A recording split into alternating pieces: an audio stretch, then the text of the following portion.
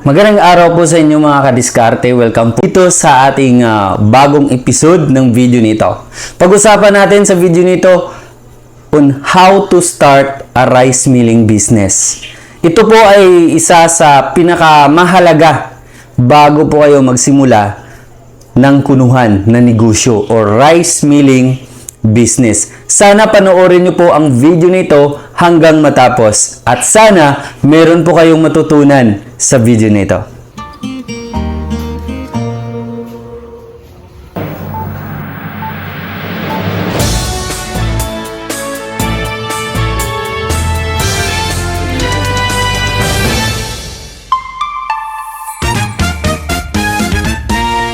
Alright, number 1, market research.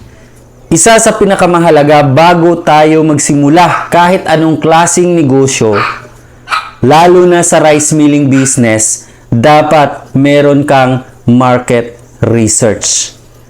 You need to study or survey sa inyong lugar kung ano yung patok na negosyo. Hindi pwede na magsimula ka ng rice milling business na wala namang palayan sa isang lugar or walang farming. Pero kailangan natin mag-aral ng mabuti or meron tayong market research. Pangalawa, business plan. Isa rin sa pinakamahalaga ang business planning. Kung wala kang plano sa pagninegosyo, hindi mo alam kung ano yung gagawin at kung paano mag-manage ng negosyo. Lalo na sa rice milling business. Business planning is very important. Hindi pwede na basta-basta ka lang magsimula sa rice milling business na hindi mo pa alam kung sino yung market ninyo. Kung sino yung maging miller ninyo or kung sino yung maging target na mga customers ninyo. Yun po ay mahalaga. Paano magsimula, paano mag-manage, yun ang kagandahan. Number 3, isa rin sa pinakamahalaga ay ang location. Dahil ang location, ito ay pinaka-target natin. Kung saan yung makakuha or kung saan yung location na talagang patok ang negosyo mo. Sa rice milling business, mahalaga kung sino yung market mo. Mahalaga rin po kung sino yung target mo. At ang kahalagahan dito yung location. Ang location, kailangan dapat mabilis siyang puntahan ng mga miller. Ang kagandahan rin ay makapasok yung mga sasakyan, lalo na kung pangmaramihan. Malay mo, tracking yung dala nila, sako-sakong mga palay. So, dapat meron itong access yung mga sasakyan papunta po sa rice mill business ninyo. Napakahalaga po. Location, safe ba ito? Yun. At kung madali itong puntahan ng mga miller. Number 4 ay ang legalities. Before starting a business, you must to know on how to process sa mga legalities. Isa dito yung BIR, DTI, ano pa ba? DENR, mahalaga rin po yan. Mayor's permit. At lalo na ngayon, nire-require nila ang fire. Lalo na sa rice milling, dapat meron kayong fire extinguisher. Yun, isa rin po yan sa mahalagang requirements sa pagpapatayo ng rice milling business. Hindi pwede na magsimula ka ng rice milling business and then wala kang permits, wala kang license. Maliban na kung personal use mo lang, sa bahay nyo lang. Pero kung gawin mo siyang negosyo, syempre, kailangan natin ng mga permits or legalities. Ngayon, may nagtatanong sa akin, Sir, paano nga ba mag-process ng DTI? Sa DTI po, kahit online, i-research nyo lang sa Google kung paano mag-register ng DTI. Okay? And then, yung mayor's permit or barangay permits. So, mahirap ba talaga mag-process?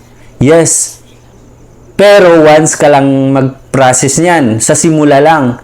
Pero after na makomply mo na lahat, at least wala ka ng kaba. Wala ka ng takot dahil sa negosyo mo. Dahil legit na legit yung negosyo mo. Basta anything or any kind of business dito sa Pilipinas, dapat rehistrado at meron kang permits. Yun. Next is equipment. Mahalaga itong pagpili kung anong klaseng machine ang gagamitin natin. Kung mayroong offer sa inyo na sobrang mura pero mabilis naman masira, sayang lang po ang investment nyo. Kaya dapat mag-research tayo. Kaya in-offer ko sa inyo ang Shinong Rice Mill Machine. Ang Shinong Rice Mill Machine na mula sa South Korea. Ang Shinong Rice Mill Machine, meron itong 300 to 350 kilograms per hour, o equivalent sa 6 hanggang 7 sakong palay bawat oras, or 4 hanggang 5 sakong bigas bawat oras. Bigas. Ang kagandahan dito, well-milled na po ang bigas natin. Pwede na pang negosyo, pwede na pang market. Diba? So, napakagandang negosyo ang rice milling. Ang Shinong Rice Mill Machine na gawa mula sa South Korea. Alright. Next is supply chain management. Isa rin sa mahalaga ay meron kayong supplier. Lalo na sa mga parts, consumable spare parts. Saan kayo makabili ng mga mabilis nyong puntahan, mabilis kayong maka-order ng mga materials or parts na kailangan ninyo sa machine. Ang kagandahan dito sa amin, sa VSC Agricultural Machineries, meron tayong after-sales service support. Maliban po sa 1-year warranty ang machine, meron po lifetime na after-sales service support. Hindi na po kayo kailangan pumunta sa store namin para bumili ng mga consumable spare parts. All you need to do, meron tayong group chat. Gumagawa po tayo ng group chat na kung saan sa group chat na yun, andyan yung ating technician at ang sales natin, team. Kung kailangan yung mag-order ng mga consumable spare parts, anytime pwede kayong mag-message sa amin at ang order ninyo, pinapadala po namin yan through LBC or GNT at ang bayad ay COD na po. Yun. Dapat alamin natin kung ang supplier ng equipment or machine ay mayroong after-sales service support. Na anytime pwede nyo matawagan, pwede kayong makapag-message kung kailangan ninyo ng assistance tungkol po sa equipment ninyo. Number 7 is quality control. Sa negosyo, mahalaga na quality yung products at output natin. Dahil nagbibinta tayo, kung gusto nyo pang long term at lifetime na negosyo, dapat po good quality. Merong quality control. So, sa Shinong Rice Mill Machine, mga kababayan, ang kagandahan dito, well-milled na po ang bigas. Ang output ng bigas ay napakaganda. Wala na mga bato-bato dahil may naka-built-in na po dito na distoner. So, quality control. So, ang machine natin, before namin po dinideliver, pagdating po yan galing sa South Korea, hindi po yan agad-agad na dinideliver namin agad. Meron po tayong quality check control. So, quality control is very important. Malay mo, pagdating doon sa client, meron palang damage. So, dapat i-double check mo po muna. That's why meron kaming quality control team ng technical team namin sa mga machine. Next is brand building. Alright. Sa negosyo, dapat meron kayong brand. For example, anong pangalan ng rice mill ang gusto nyo? For example, ang may-ari is One De La Cruz. And then, ang gusto ng pangalan ng rice mill ninyo is De La Cruz Rice Mill. O, di ba? At least madaling puntahan at makilala ng community. So, ganun din po sa DTI. Dapat merong pangalan yung rice mill ninyo. So, hindi basta-basta na magpatay kayo ng rice mill na walang rehistrado sa DTI. Next is diversification. Ang diversification, dapat open-minded po kayo for upgrades and willing po kayo na merong mga changes sa machine niyo. Hindi lang po na anytime aasa lang tayo sa supplier. Dapat meron din tayong ideas and techniques paano pa i-improvise yung machine natin. Yung iba, actually, minsan nabibigla kami sa mga clients namin. Dahil sa tagal na nilang ginagamit, alam na nila kung paano mag-troubleshoot. Kahit kung mahirap yung nasira, so at least alam nila kung ano ang dapat nilang gawin. Meron silang na-discover na hindi namin alam. So, dapat meron kayong ganun na techniques and ideas. So, open po kayo sa mga ganyang sitwasyon.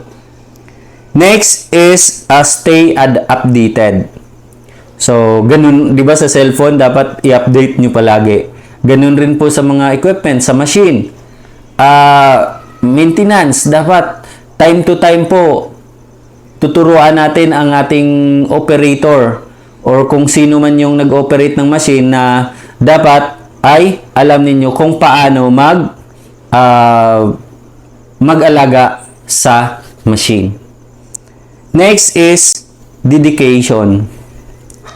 So, sa negosyo, wag lang po tayo wag po nating isipin palagi itong tinatawag na profit or kita. Dapat yung output. Okay, kung maganda yung output ng bigas natin, ibig sabihin, mabilis siyang ibenta sa merkado. Kung mabilis siyang ibenta sa merkado, syempre, makapaglagay kayo ng magandang presyo. So, profit matters pa rin po. Next is stay focused. Alam naman natin na sa pagninegosyo, mahirap talaga sa simula. Maraming challenges, maraming trials. Minsan, sabihin natin na susuko ka na. Pero kung susuko ka, alam nyo, kayo pa rin ang matatalo dyan. So, dapat alam nyo kung paano nyo i-manage or i-control ang negosyo ninyo. So, huwag po kayong mawala ng pag-asa doon sa negosyo ninyo. Kung mahirap man siya, lahat po yan ay masolusyonan. At kung alam niyo na kung paano gawin yun, so dapat stay positive, stay focused sa inyong negosyo. Maraming salamat po. I hope marami kayong natutunan sa video ito.